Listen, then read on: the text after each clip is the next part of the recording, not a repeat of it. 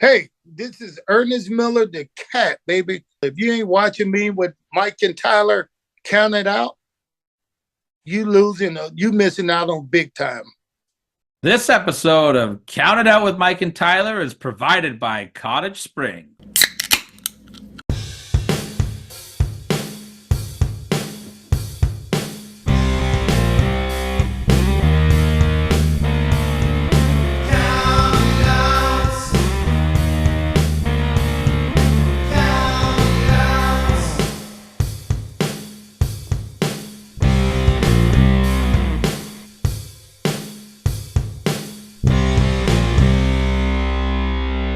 Listening to Count It Out with Mike and Tyler. Well, we are live, pals, and welcome to another edition of the Bill After Seal of Approve Count It Out with Mike and Tyler, and that is provided as always by Cottage Springs. My name is Tyler, and I cannot wait to get to this week's show. We have a fantastic conversation with one of my personal favorites, Pretty Ricky Wildy.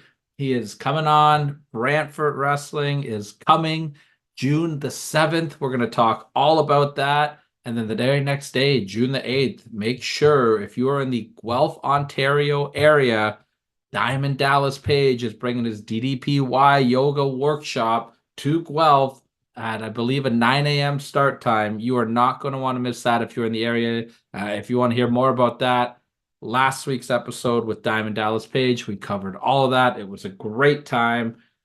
We're on a roll. Count It Out's on a roll. And I guess we got to keep on the roll. Maybe we do a little Cottage Springs Punch Out of the Week. And now, the Cottage Springs Punch Out of the Week. Find your favorite flavors at cottagesprings.ca. My Cottage Spring Punch Out of the Week. We're going to do a little bit of combination here on two events. I don't care. I'm cheating. It's my show. I can make the rules. All right. Liv Morgan. Let's talk about it. Brand new WWE Women's Champion defeating Becky Lynch at the King and Queen of the Ring PLE on the weekend. But I'm more interested in the Liv Morgan versus, I don't know, are they versus? Are they a team? Dominic Mysterio. This is such a fun little feud. Rhea Ripley's hurt because of Liv Morgan, who extracted her revenge on Rhea Ripley for hurting her in the first place. And Dominic's not happy about it. Dominic Mysterio trying his very best to make Liv Morgan's life a living hell in honor of Rhea Ripley. And he's just not getting the job done. You know, he accidentally helped Liv win the title. And then he accidentally helped her retain the title. And I think Liv was kind of digging Dirty Dom there, you know. He got himself a big old smooch from Liv Morgan at the end of Raw. That ain't going to make mommy happy. Rhea Ripley is waiting in the wings. I love where this is going. I'm excited to see where it continues to go. I love Liv Morgan as a champion, very fresh. And tip of the cap to Becky Lynch. I know her contract is up. We don't know what her future holds, but what a run she has had, and can't wait to see what her next move is going to be. But for all those reasons, and mainly Liv Mysterio, oh, I'm jumping the gun. Liv Morgan and Dominic Mysterio. Maybe it will be Liv Mysterio. Who knows? But that is the Cottage Springs Punch Out of the Week. Stay tuned for Pretty Ricky. What an honor for me right now. Sitting here with one of my favorites, Pretty Ricky Wildy. Ricky, what's going on, man? I am so honored to be here. So happy to hear. Thank you for having me. I do greatly appreciate this time. I'm having a good day. It's a bright, sunny day out there, and I couldn't think of a better place to be than right here on the podcast. Wow, and this is your hat trick. Third time that you're showing up on the Count It Out with Mike and Tyler podcast. And Mike, you're 0 for 3 of being. Yeah, what is this? I really do feel like there's some beef here, all right? Because this is not just your podcast. There's another gentleman here. He's real smiles, happies, and handshakes when I see him in person. But whenever there's a schedule to be met, he wants nothing to do with the young man. So I don't know if maybe the royal family's got something to do with Mike not being around, or maybe he's on Shiloh's payroll. I don't know. He's been in back pocket of those people for a long time. Me and Michael are going to be having a conversation. Yeah, Mike, you shady yourself. bastard, you. Well, let's Do you know what it takes for Pretty Ricky to call you shady? Come on. Well, something that's not shady and something that's going to be really awesome is Friday, June the 7th. Yes. We got Brantford Wrestling coming back. Pretty Ricky getting in there with Jeff Black. Dog collar match. We got ourselves a dog collar. We got ourselves our big stakes. Yeah, we got a big follow-up. Brantford Wrestling is coming back. The whole city's excited about it. We got a buzz throughout the town, so we're all happy for that. And it's it honestly, as much as the dog collar is kind of what excites me, and that's what I've been training for. The number one thing that people are coming to me about are the stakes, where in this match, if Jeff Black loses, we've had a lot of wars. If he loses this one, he never gets another shot at my title belt. And if I lose, this will be my final match in Brantford. So, we got high stakes, high drama, and we're very excited to be having it in Brantford. Those are high stakes, and I'm just wondering, Ricky, if you're a sucker for punishment right now, because the last time you were in Brantford, we had a steel cage match with John Greed. Yeah. You couldn't pay me enough money to get in a steel cage with John Greed, let alone drop the big elbow like you did on top of him. Good night in Brantford for Pretty Ricky. Now dog collar match. What's next on Pretty Ricky's bucket list? If you can pull out the win and continue to fight in Brantford, where do you want to go next? Where's the bar? That's a great question. And, I'm not really sure if I have an answer for it, because I've had a bucket list of matches that I wanted to take place. And I've done myself a ladder match, and I've done myself a casket match. I've done myself a cage match. This is the dog collar match. And, I'm not sure how many more things on that old bucket list that I really got there. I don't know, like maybe a beat the clock challenge or something like that, a reverse battle royal. I mean, an Ultimate X would be amazing, and I think I could have a lot of fun with a scaffold match. But I don't want to say that too loudly, because somebody will book it. So we'll figure something out.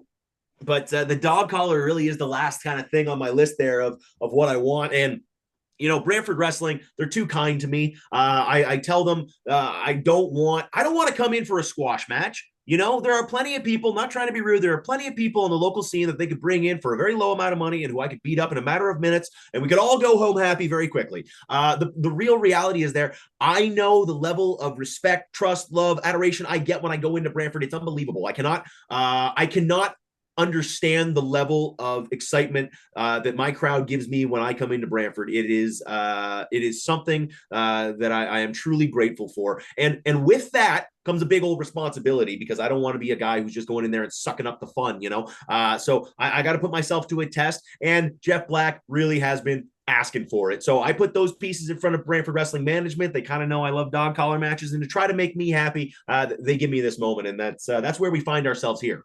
So are we going back and studying the tapes and watching some, CM Punk and Jimmy Rave? I saw we got Greg Valentine, Rowdy Piper, some legendary dog collar matches there. What do you got a favorite dog collar match to watch? CM Punk, Raven from ROH is absolutely my favorite dog collar match. It's phenomenal. CM Punk and MJF did great work. Mm-hmm. Even there's a couple in TNA where Abyss and Raven, they were using it. The reality is I'm a huge WWF fan, but the CM Punk Raven dog collar match was really something that got my eye outside of the WWE, and it had me enamored with the idea of a dog collar match since I was a child. But there's never been a dog collar match in the WWE. And that's almost like shocking because of how prevalent that term is in my head. So it's got a big aura around it. I think there's a lot of violence inherent in the idea. So it's exciting. Violence can be a beautiful thing sometimes, eh, Ricky? Absolutely, especially when I'm doling it out. Now I could sit here and I could run down some of the matches on this card, and it looks phenomenal. But I mean, this is Pretty Ricky I'm with. This guy is the gift of the gab over here. Tell the people who and what else we can expect to see on this stack lineup. I'd love to run down the card. First thing I'm going to give you, we haven't had a match graphic out for it, but here it comes. It's very exciting. It's the local favorite from Aurelia, Van Landon. He's been a sensation in Barrie. We got him in a triple threat. And you would think, okay, we're going to throw a bunch of the new guys into a triple threat. That's what, promotions management, that's what we're going to see here. Brantford Wrestling Management has cooked up something special. We got Van Landon against somebody who is entirely different from him. Bruce Thunderstein, the top salesman in Ontario. The same way that Van Landen's been turning heads, so has Bruce Thunderstein from a very different angle. So it's exciting to see them go up against each other. But, oh, wait, who's that third man in the match? Is that another student? Is that somebody else? Oh, no, that's Gabriel Fuerza. That's the guy taking over all of Ontario. He is the next guy in line to get pulled up. It was Josh Alexander. It was Mike Bailey. It's Gabriel Fuerza. We can all see it plain as day.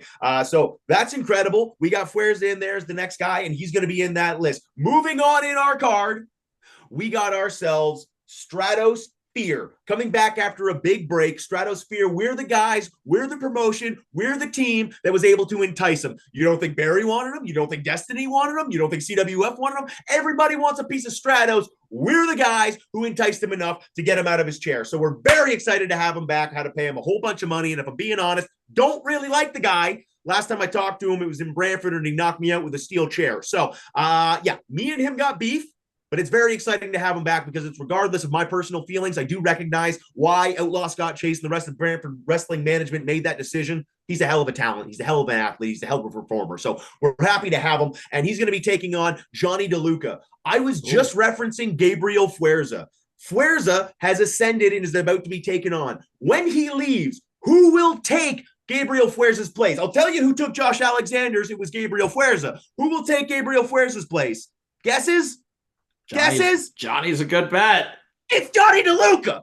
So we're very excited for the young thug, the young prodigy, the young energy of Johnny DeLuca. He's going to be coming into Brantford one more time. The nicest guy that I could ever have. He is nice. A quality stand-up young man. Can't say enough good things about him. And to be honest, I knew him when he was still at HBW as just a young little kid, probably like 16, something like that, maybe even younger, little pudgy, whatever. You see the progress that he's made where everything from his gear, his look, his presentation, his tan, his charisma, his energy, it's all just leveled up. And just, man, if he keeps learning, if he keeps going on the trajectory he's on, that kid is a star, stud, signed, and sealed. Very excited to have Johnny DeLuca on our show. Hell of a theme song, too.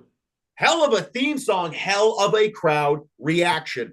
These people love him. They can't get enough of them. Next up, we got ourselves a women's match. We have Alexia Nicole. You've seen her on Ring of Honor, Impact, AEW. She's left, right, and center. Can't believe she's not signed, but thankfully she's not because we're able to pick her up at a cheaper rate. And now that we have her on the show, we got her going up against who some would say is the fastest rising female talent in Ontario. It's Miley. Miley's coming to Brantford. She's taking on Alexia Nicole. These two phenomenal female talents are going to be putting on a performance that we can only imagine. And honestly, it's a pick'em. I couldn't tell you which one of them is going to beat the other one. They're both incredible competitors. They're both very crafty. They're both very athletic. So we'll see where we get there. Then we get into this big concept, these big fights.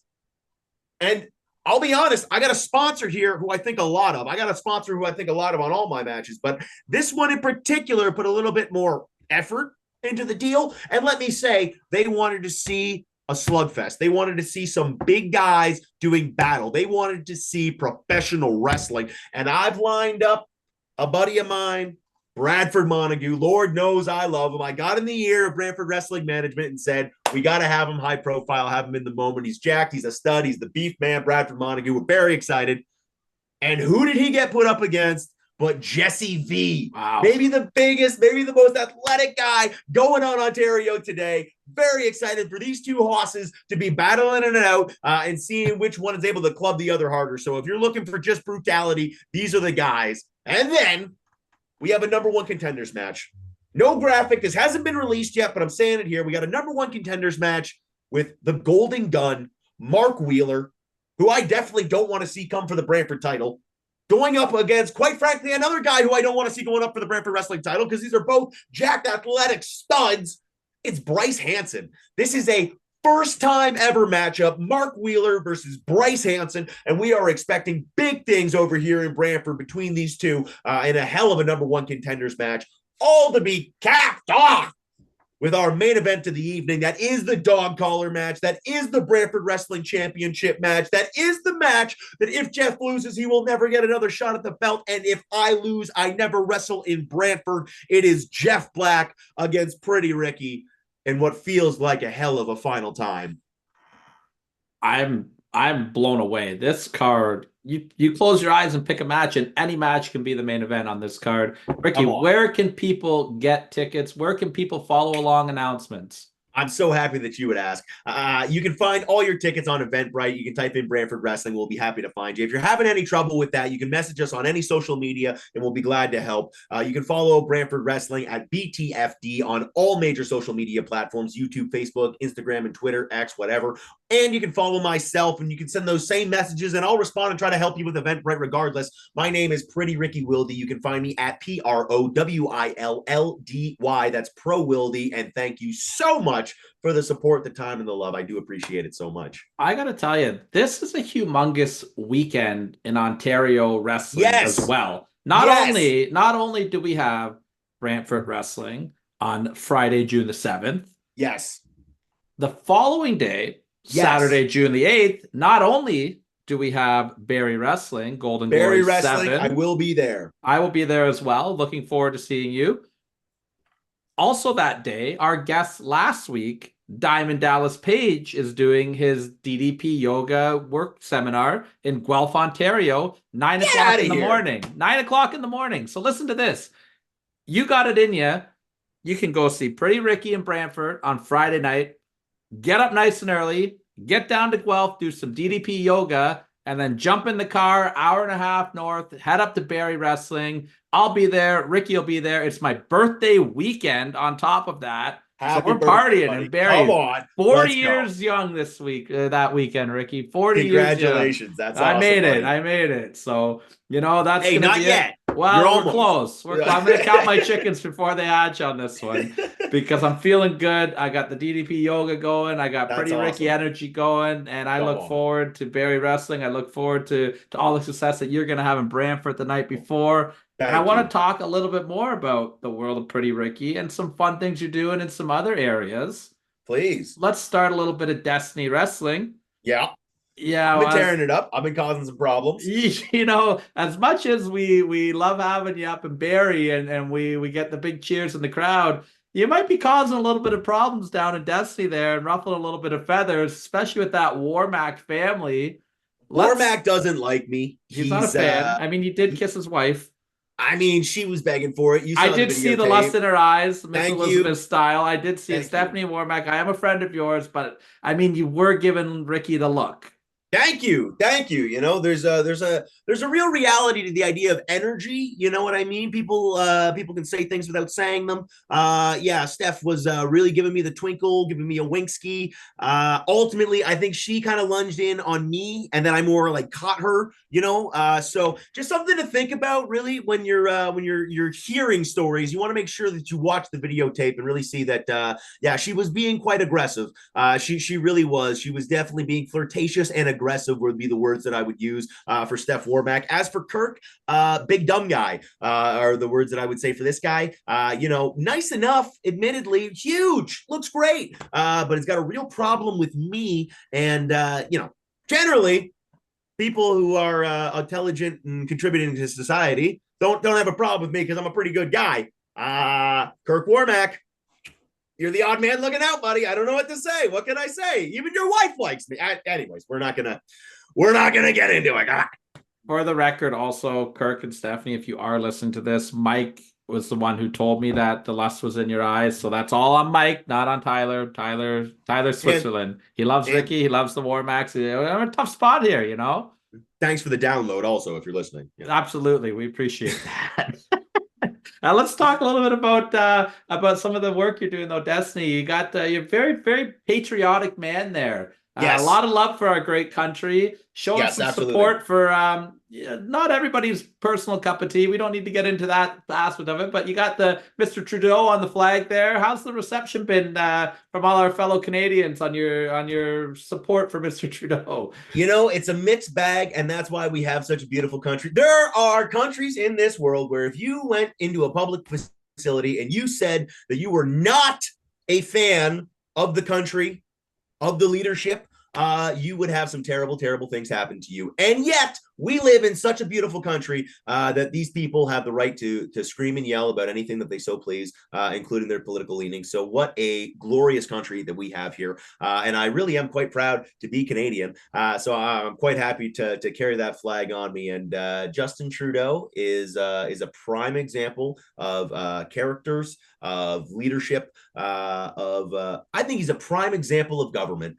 So I think there's a tremendous amount of room for art to make comments on the government and on society. And I think Destiny is allowing me to really to touch on a nerve, on a pulse that a lot of times shows shy away from. And I understand, certainly, it's not always time to have a political discussion. I do understand that, but I do appreciate what we're allowed to do there in Destiny. And yet that big old War Mac, he's got a big old problem with me. So maybe me and him just need to sit down and discuss a few things. Perhaps he's seen news articles or hasn't seen the ones that I have. It's anyone's guess. Well, I will say the promo that you cut where you just sang the national anthem and then pulled out that flag, that was amazing. I'm going to put you over for that big time. I really enjoyed that. It sounds like, you and Mr. Trudeau are pretty tight, getting pretty close. Maybe he supports you in running for mayor of Brantford one day. Does it not seem like I would be involved with politics to some degree? Does that not seem like it would come up? I mean, if you guys are so close, maybe you can just throw him a little text message, help him get my mortgage rate down a little bit. I'd appreciate that from friend to friend there, Ricky. Well, I'm still working on my own. If you want favors, you find them yourself. Come on now.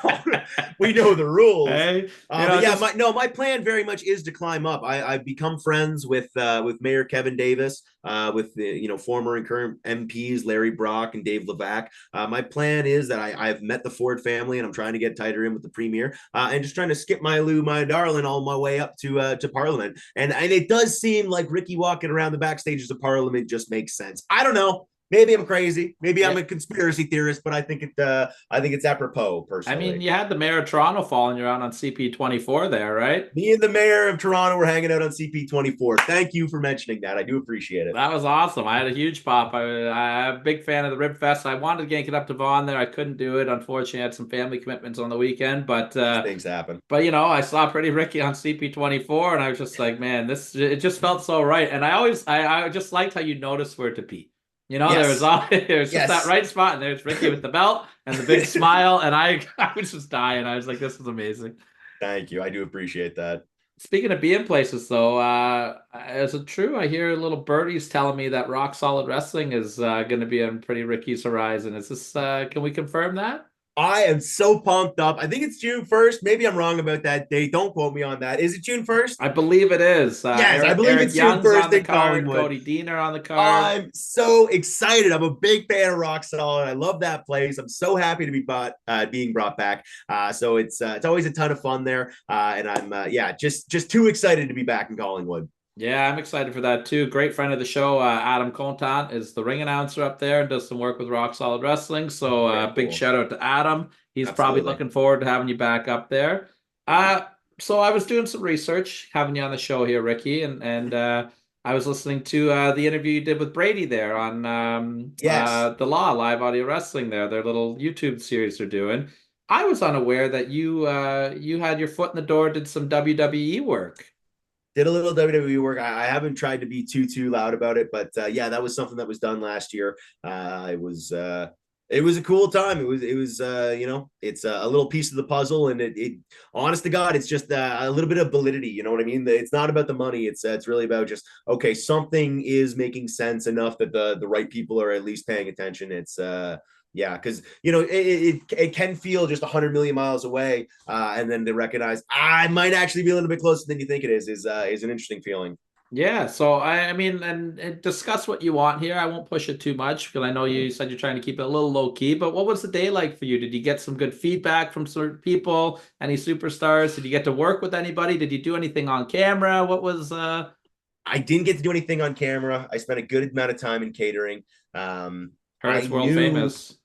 It's great. It's great. Everything you've heard is true. Yeah, I don't know. I fit in more than I expected to. Is the number one takeaway that I took. It was I expected to look like a complete alien outsider, and then to get there and just like, oh no, this all kind of everything's fine here. It was a very interesting feeling. Yeah, it was.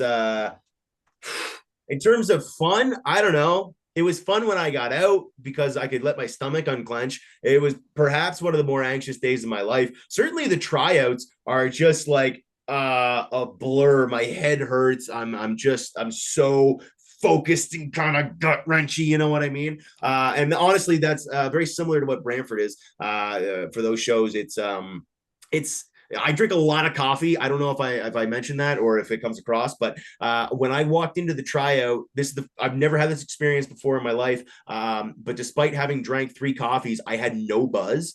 And it was because my anxiety was well overriding the caffeine. So I've had something similar in other situations, but yeah, that was that was weird. I don't know. So that's the mindset going into those big tight fields. So you're a lifelong wrestling fan. I do my research. You watch with your grandparents. That's how I started wrestling as well, and your family. Did you have that moment where you? I know you're probably stressed out and working, but you stepped in a WWE ring. Yeah. Did you get to at least take a step back and reflect after, and just be like, "That was really cool"? Like, what's the headspace like on that?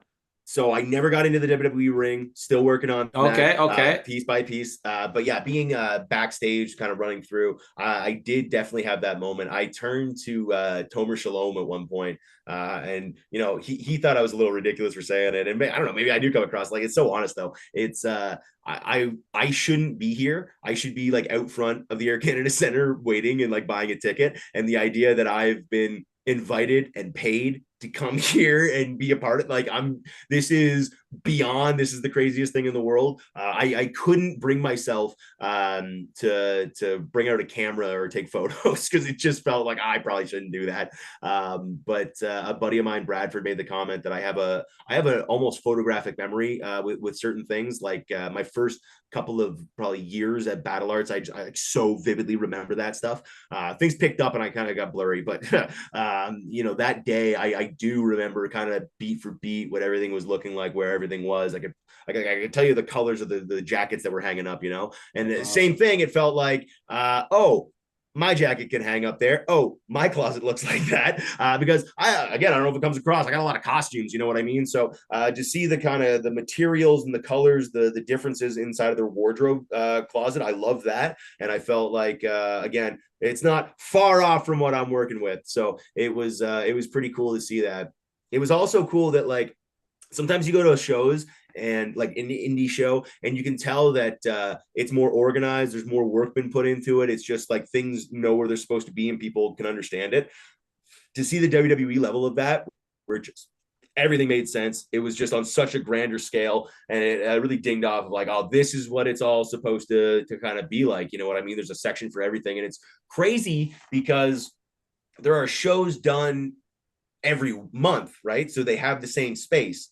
And these guys are doing it in a different arena every night. It's and they got to just make it and figure it out and put the places everywhere. So the signs were all very readable. Everything made sense. It was very easy to navigate your way around, despite the fact that it was insane and large, and it's the inner workings of the Air Canada Center. So to pop my head into like the Leafs dressing room and stuff like that, that was pretty cool. You know what I mean? I'm not necessarily a fan, but it was still like my grandmother on my father's side is not a wrestling fan at all. Doesn't mean anything to her. So saying that I worked for the WWE was kind of like, I don't know, it passes in conversation, but saying that I was in the Leafs locker room, that did change the dynamic of the conversation. That really was, oh, you've done something here. It was yes, that was quite nice. Oh, that's an awesome moment. I'm cheering for you, Ricky. It's always a pleasure, I feel honored that I get to announce you once a month up in Barrie. Don't say that. Come on. I do. There's certain people and not to take away from anybody that we've ever announced and ever had in Barrie, because I think it's one of the top to bottom best talent pool in Ontario. But there's something special when you come out, Ricky. I can feel that. I feel that Ricky energy, and it pumps me up. It pumps me up. It broke my heart to have to announce you as Richard at the last show. Oh, that was I hated heartbreaking. And I genuinely didn't expect it. So I heard it. Just, oh, that's such a bummer. Yeah. And then you looked at me, and then I got so sad that I apologized to you in the ring. Brian Weiss took a great photo of it. He just posted up. I don't know if you've seen that or not. I haven't yet, seen but that. That's great. I'll send that to you for sure. And it just broke my heart. And then you had the big win, and I said, you know what? I'll take the fine. And I went with the whole Pretty Ricky stick, but I don't know. My hands might be cuffed on the next show. I'm hoping, but we're not in Barrie right now, and Shiloh doesn't have control of my show, so we got Pretty Ricky in full force right now. Thank you. Yeah, honestly, I have a hard time. When I started wrestling, nothing more I wanted than to be a bad guy. There's just a reality to. I am having so much fun. I'm genuinely living my dreams. So it's really hard for me to go out there and not be having a good time. Like, man, that crowd has to really be doing something to get on my nerves. Because generally going out there, it's like, this is the coolest thing in the world. I get to pick my song and people who know my name. This is beyond, it shouldn't be this cool, but it's pretty dang cool. Yeah, I love it, man. I just to dip my toe in the water and once a month get to ring announce. Like I don't. You're great at it. Come on. I appreciate that. Thank you. I do appreciate that. But I never take it for granted one time that I step inside that ring. Every time I get in there, it feels so special to me. Doesn't matter if it's, a dark match, if it's the main event, if I'm announcing Josh Alexander, which I've been fortunate enough to do, or if I'm announcing a young up-and-comer like Boris, who's fantastic. It just always feels special. Get well soon, Boris. Yes, get well, Boris. Actually, get well soon, Josh Alexander. Yeah. Yeah, I guess I picked all the people that are banged up right now. But I don't take it for granted. And even, doing this podcast, getting to sit here and talk to you for a little bit. As we record this yesterday, we talked to Diamond Dallas Page, which was super cool. You did your WWE tryout. We're trying to get media for WWE for Money in the Bank. That's awesome. We got an email back, so super cool. Even if we don't get it, the fact that we got the opportunity to apply for it, like that blows my mind, And I'm going to throw it to a listener question here, and then I want to talk some old school wrestling with you for a little bit. Please. We got the Pizza Man 447, great guy, Pizza Man. Come on now. He asks if will there ever be another match like the Three Pistols Canada Day triple threat match? I'm assuming this is probably one of the matches you get asked about the most in your career. Yeah, that one really does stand out. That one was wild. That was Albright, myself, and Puff. It was it was pretty wacky and spectacular. And man, I don't know. It's hard to say because that was so genuine. That was at a time where people didn't know me. People kind of knew Puff. Albright was fairly established, but for all three of us to go so above and beyond what people had seen before, what people expected, it was so outside of the box that like even doing something similar now, even if we went a little bigger, it would still kind of pale in comparison, because it was so inventive and so new. I have a real fondness in my heart for the cinematic match that me and Mark Wheeler did. And I understand that it's not everyone's cup of tea, and I absolutely could improve it moving forward. I get it. But I did genuinely love that match. And I don't know, I have a lot of fondness in my heart and that felt like we went way above where we're like, I tried to kill Mark Wheeler. So we went way above and beyond in terms of what we did with the match of the triple threat, just in a very different way, so it's always trying to come up with something new, something that people haven't seen before. Last time at Destiny, here's a little peek back behind the curtain. Last time at Destiny, they were saying, don't repeat anything. We don't want to see anything twice. And they said, Ricky, nobody do what Ricky's going to do. And there was just like a laugh in the audience but amongst the roster. Right. And I distinctly heard the comment, no one's going to do what Ricky does. And it's like, yes, that's exactly what I want to hear. Because that's a great compliment. It is. And like, even if it's not being said as a compliment, that is irrelevant in my eyes. That is exactly what I'm going for. I'm trying to do something that nobody else is doing.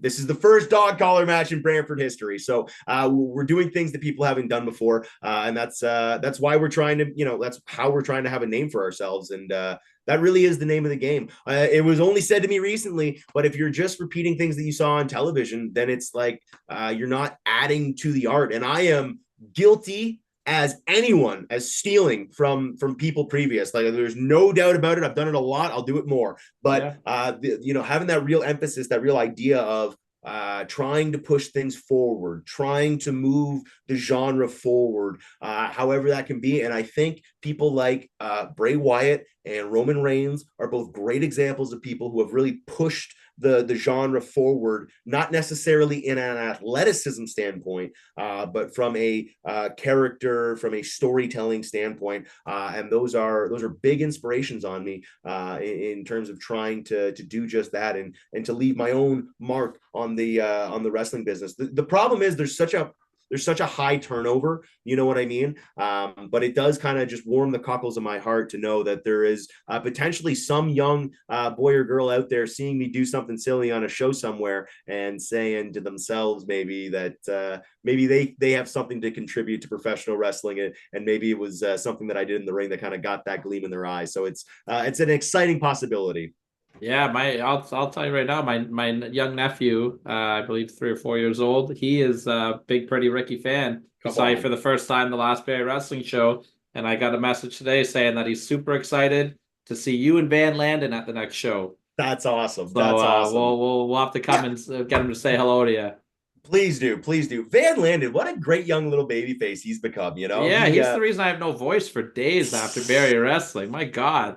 He was a shy little kid coming out to wrestling class during the pandemic, you know, but he has really put the work in. He has really turned himself into something, and he's really rising the ranks in Ontario. Very happy to see that for Van Landen. Yeah, me too. And he's a great guy, which, you know, like him and he was one of the first people I talked to in Barrie when we showed up for our first show. We stuck around and tried to help take the ring down a little bit. We didn't know what the hell we were doing. It's our first time there, right? So we talked to the people we kind of knew through the Ontario Cup doing work there, and stayed out of the way, because I think that you come in too strong. I don't think that's the right way. We just were quiet. We helped where we could help. And, we said hi where we could say hi. And we just started talking after taking the ring down. And the guy tells me he's a fan of WCW 1999 and 2000. Oh, hell yeah. I knew I liked that kid. I was like, oh my God, guys, like, come on. Like, no. 99 2000 is maybe my favorite match of all time. So the triple cage with Vince Russo? Triple cage with Vince Russo. My goodness. I'm entirely on Van Landen's side. I'm very excited about that. We're gonna have to have a talk off air, Ricky. Okay, hell yeah. I don't Come know. On. WCW 99. I don't even think Get the guy Landon in here. Come on. that could be a match I cannot win to compete with you two in WCW 99. That'll be the next show then, Ricky. The next time we have you on, you and Van Landen, we'll take a deep dive into WCW 99. That's so funny. But I want to talk about WWF 1991 right now. Please. Wait. Before we do that, how long have you been doing DDP yoga? I am about to start it probably tomorrow. Very cool. I started it years and years ago. Actually, I'll even show you because I have this from yesterday. I have the original pack of DDP yoga. That's awesome. I did it for about 3 weeks to a month. Yeah. It worked incredibly for me. Yeah. Great. Like my flexibility. I'll never forget doing it with my two best friends, Kerr and Wilson, who comes up to Barrie with us. Yeah. And being in my living room in the basement.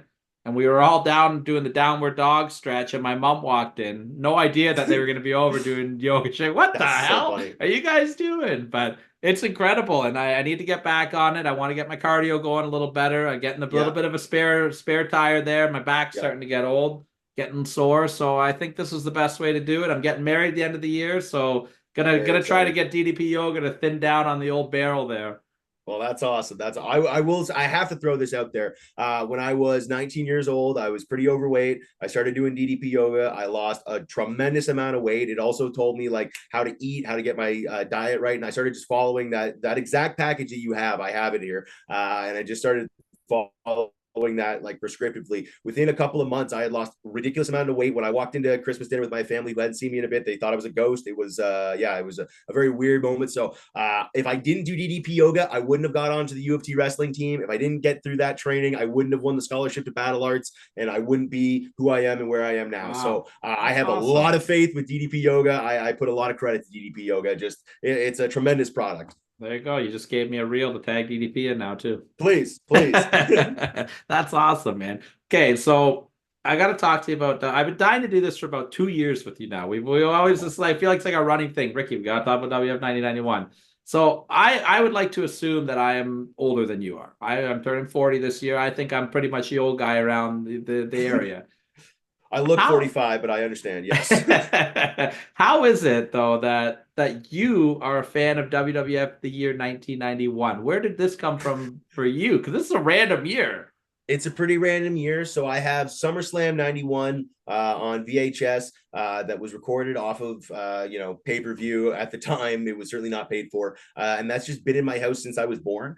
So like at the age of 10, which would have been 2003, I was a really big Bret Hart fan, which I didn't watch WCW. So the last time I would have seen him was like 97. So again, really do your math on all that. It kind of doesn't add up, but that's just what was in the house. You know what I mean? So I had a lot of like Coliseum home video from 95 and things like that. I was a big Bret Hart fan, and something about the 91 era, I get enthralled by the characters, the color of it. It's right at that peak where people start thinking it becomes too cartoony. But for me, it's just like spot on, even some of WrestleMania 5, as much as I love the main event and it's phenomenal, some of the stuff before, it's just a little long in the tooth. It's not exactly what I'm looking for. By WrestleMania 8, it's really WrestleMania 7, sorry. It's really what I'm looking for. Yeah.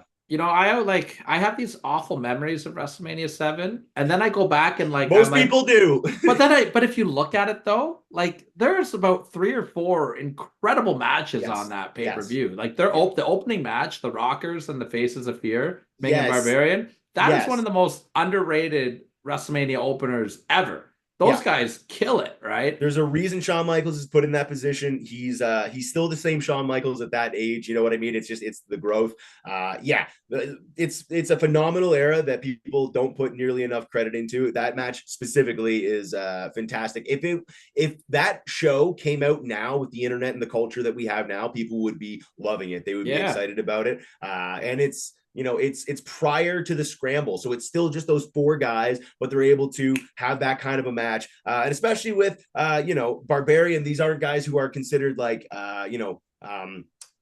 high flying, those kind of wrestlers, right? So it's a styles clash and they're able to make it work, and it's styles makes fights. That's I love it. Like the way the Rockers bumped around for those guys, they made them look like they were indestructible, right? Yes. But it's got a couple little weird nuggets on it too. Like it's the first and only WrestleMania for the Texas Tornado, Kerry Von Erich, which is cool. He works Dino Bravo on the card, right? Good tag match, a Hart Foundation against the Nasty Boys. I love the blindfold match also. Blindfold match is an absolute classic. That's the kind of thing that Jake Roberts will still get a smile on his face when he talks about now. That people will still come up to him and say, "But were you able to see through the blindfold?" And it's like, it's wrestling. You know what I mean? Yeah. So he's so proud of having hooked people because it is that good. Is the match slow? Yes, absolutely. If you're looking for an AJ Styles match, watch TNA. It's phenomenal. But the idea that this is a different product, this is a different thing that you're watching, and it's so engaging. It's so exciting. So circling back to our conversation of matches that I haven't had that I would like to, blindfold match might just be up there on that list. That would be right up my alley. Yes. That number 1 contender match, it could be coming into a dark place in Brantford. Who knows, right? And I want to say it was Triple H and D'Lo Brown in 2003 who have a blindfold match. And I was the kind of kid who recognized that was a throwback to the Jake Roberts match from WrestleMania, and like I was excited about that. So I've always been a bit of a nerd on this stuff. I always kind of like that stuff. Yeah, me too. And I love all the spots that you can do with that. Like in that Triple H match when he's like yelling at the turnbuckle, like that's hilarious. That's hilarious.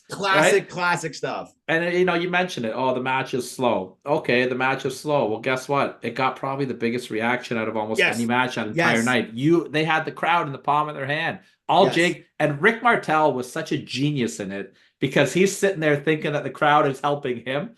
And like the psychology of it's great. That's why they're never getting in contact with each other. Because Rick is pointing a different way, being like, they love me, they're helping me. Yes. When we're all just helping Jake, right? Like that's just such a small little detail that I thought was phenomenal in the match. Yeah.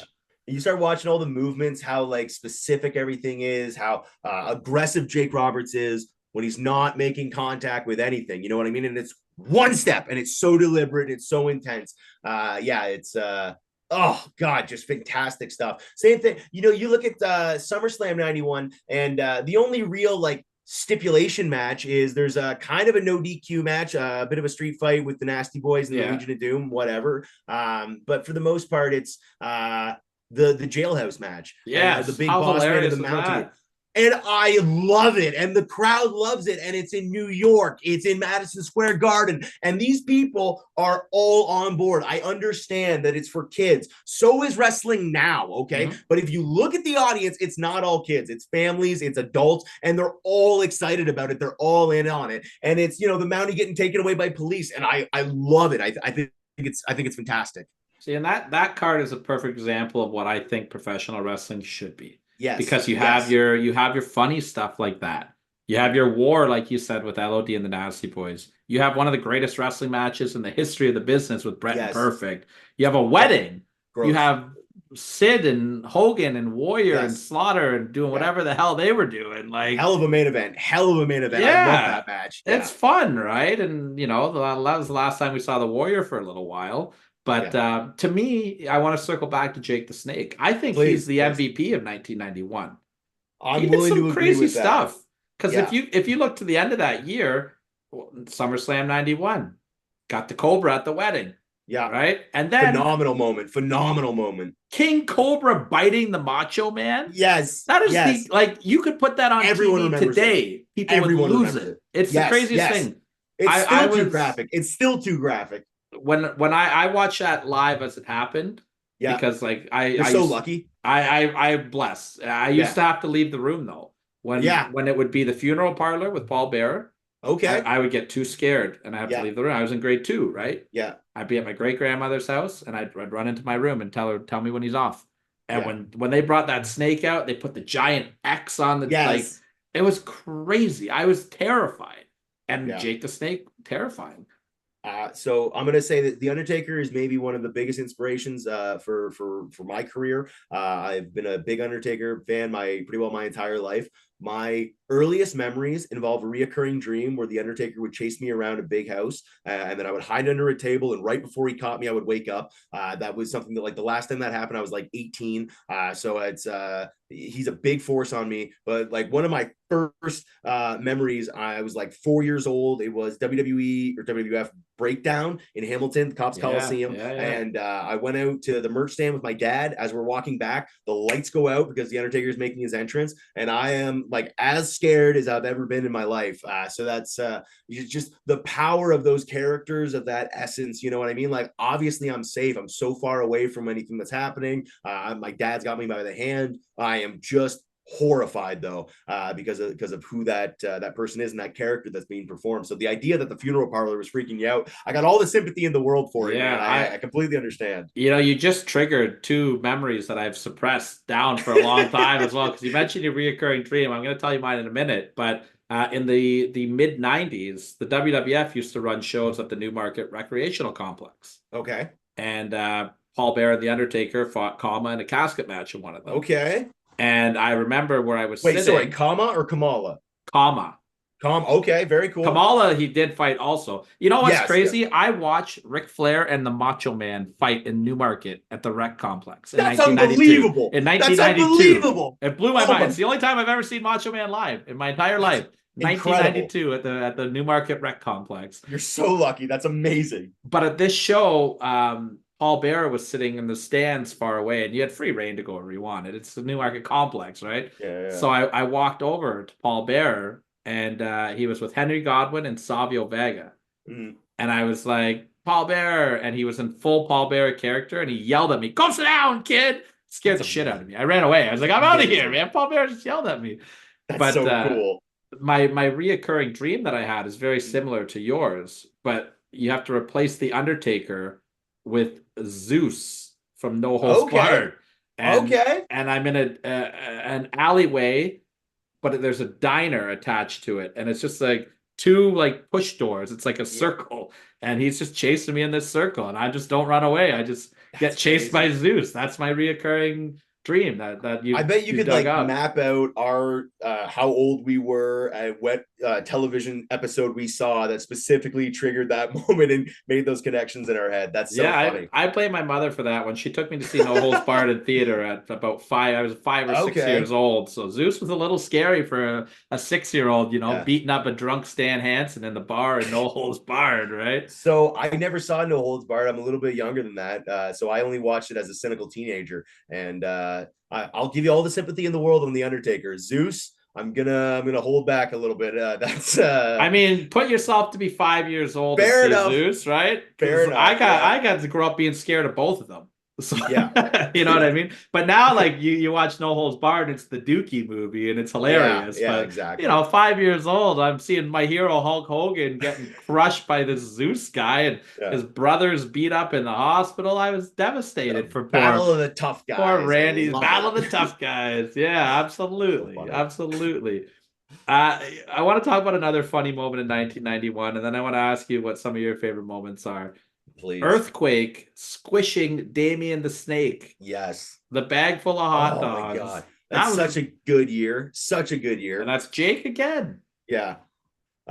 Quake burgers is something I very much remember. Hilarious. I think it's such a good line. I think Jake and Earthquake are both characters that you wouldn't really see opposing each other necessarily, but then you watch it and it's like it's one of the best feuds. They really build it well. They're both such underrated talents. I think Dark Side of the Ring did a lot for Earthquake. I love Earthquake.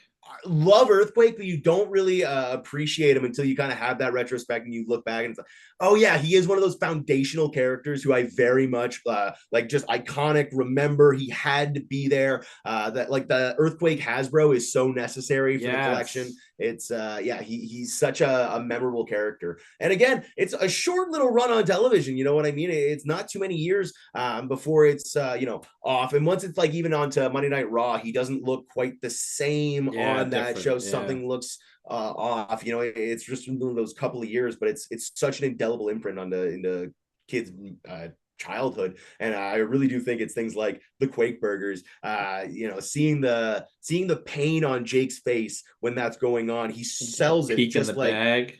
Oh my God, it's brutal. And you feel for him. And it's like the character is that he's slimy and disgusting. The animal is a snake, and yet they've built it to such a degree that you feel so strongly for how much this guy's been hurt. It's masterful. Because Damien was over. We love Damien. Yeah, of course. We wanted to see him get thrown on Virgil and the $1 Million Man. And that's what's so magical about 91 too, because you go from moments like Quake Burger, which is laughable, and then you get Ric Flair showing up with the WCW World Title.